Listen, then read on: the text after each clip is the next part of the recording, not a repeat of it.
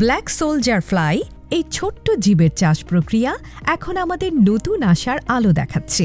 আমাদের দৈনন্দিন জীবনে তৈরি করা পচনশীল বর্জ্যকে রূপান্তরিত করছে সম্পদে, তৈরি করছে মাছ ও মুরগির উচ্চমানের খাবার আর ফিরিয়ে দিচ্ছে উর্বর মাটি। এটি শুধু একটি চাষ পদ্ধতি নয়, এটি টেকসই কৃষি, নিরাপদ খাদ্য এবং পরিবেশ রক্ষার এক অভাবনীয় যাত্রা। আর এই প্রযুক্তিকে দেশের সর্বত্র ছড়িয়ে দিতে PKSF, ইফাদ ও এম্বাসি অব ডেনমার্কের যৌথ অর্থায়নে RMTP প্রকল্পের আওতায় উপপ্রকল্প নিরাপদ মৎস্য ও মৎস্যপণ্য উৎপাদন ও বাজারজাতকরণ উদ্যোগটি সহযোগী সংস্থা নবলোক পরিষদ খুলনা ও বাগেরহাট জেলায় বিভিন্ন এলাকায় কৃষকের মাঝে ছড়িয়ে দিতে কাজ করে যাচ্ছে। ব্ল্যাক সোলজার ফ্লাইয়ের লার্ভা চাষে একজন কৃষক বা চাষি যে সকল সুবিধাগুলো পেতে পারে তা হল, লার্ভা মূলত জৈব বর্জ্য খেয়েই বেড়ে ওঠে। এর মাধ্যমে একদিকে বর্জ্যের অপচয় কমে, অন্যদিকে তা পরিণত হয় মূল্যবান প্রোটিনে।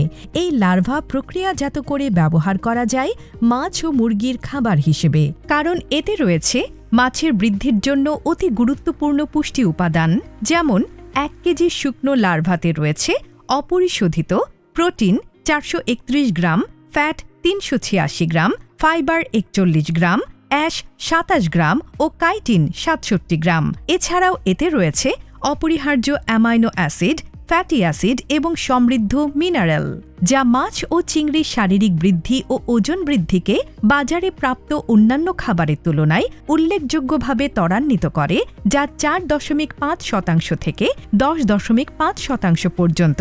এই লার্ভা মাছের ঘেরে প্রয়োগ করলে মাছ দ্রুত খায়, অন্যান্য খাবারের তুলনায় কম লাগে, মাছের স্বাস্থ্য ভালো থাকে এবং রোগ সংক্রমণমুক্ত থাকে, যা মাছের স্বাস্থ্য ঝুঁকি কমায়।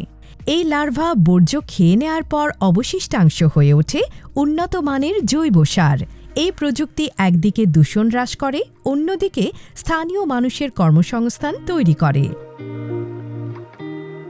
ব্ল্যাক সোলজার ফ্লাইয়ের লার্ভা চাষের জন্য প্রথমেই প্রয়োজন স্থান নির্বাচন করা, যেখানে ছায়া, বাতাস চলাচল সহ পানি ঢুকবে না এমন স্থান বাছাই করা। ব্ল্যাক সোলজার ফ্লাইয়ের ডিম লার্ভা সংগ্রহ, জৈব বর্জ্য সংগ্রহ এবং চপ করে পানি নিঃসৃত করে প্রস্তুত করা, উপযুক্ত ঘনত্বে লার্ভা দেয়া, নিয়মিত খাবার দেয়া, তাপমাত্রা 25 থেকে 35 ডিগ্রি সেলসিয়াস ও আর্দ্রতা নিয়ন্ত্রণ করা, পরিষ্কার পরিচ্ছন্নতা ও রোগ নিয়ন্ত্রণ, লার্ভা সঠিক বয়স ও ওজনের হলে সংগ্রহ করা, সার হিসেবে ফ্রাস ব্যবহার করা, রেকর্ড ও নিয়মকানুন মেনে চলা। ব্ল্যাক সোলজার ফ্লাইয়ের জীবনচক্র। ব্ল্যাক সোলজার ফ্লাইয়ের জীবনচক্রে প্রথমেই হল পূর্ণাঙ্গ মাছি। এর জীবনকাল 5 থেকে 8 দিন এবং এই সময়ের মধ্যেই এটি ডিম পাড়ে। দ্বিতীয়ত, ডিম ফুটে লার্ভা হতে সময় লাগে 3 থেকে 4 দিন। তৃতীয় ধাপে এই লার্ভা 13 থেকে 18 দিন লার্ভা অবস্থায় থাকে, খাবার খেতে থাকে এবং বড় হতে থাকে। এরপর প্রি-পিউপা অবস্থায় 7 থেকে 10 দিন থাকে এবং এই সময় একটি ক্রান্তিকাল পর্যায়ে থাকে এবং শেষ পর্যায়ে হচ্ছে পিউপা। এই অবস্থায় 7 থেকে 8 দিন হয়ে থাকে।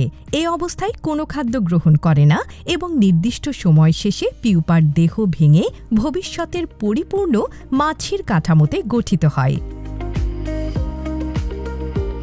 ব্ল্যাক সোলজার ফ্লাইয়ের লার্ভা চাষ প্রযুক্তি থেকে আমরা যা বুঝতে পেরেছি, বর্জ্য মানেই বোঝা নয়। সঠিক জ্ঞান আর উদ্যোগ থাকলে বর্জ্যই হতে পারে সম্পদ, হতে পারে জীবিকা, হতে পারে ভবিষ্যতের চাবিকাঠি।